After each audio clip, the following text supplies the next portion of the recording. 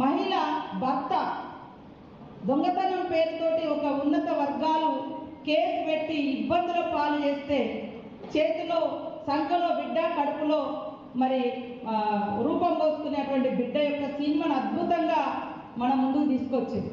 అవునా, మాకు ఈ హక్కులు ఉంటాయా అని ఎంతో మందికి ఈ సినిమా ప్రేరణగా నిలిచింది.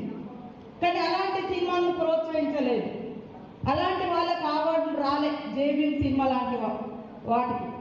కానీ ఇవాళ పోలీస్ అధికారులు చట్టబద్ధంగా ఉండేటువంటి డ్యూటీలో ఉంటారు.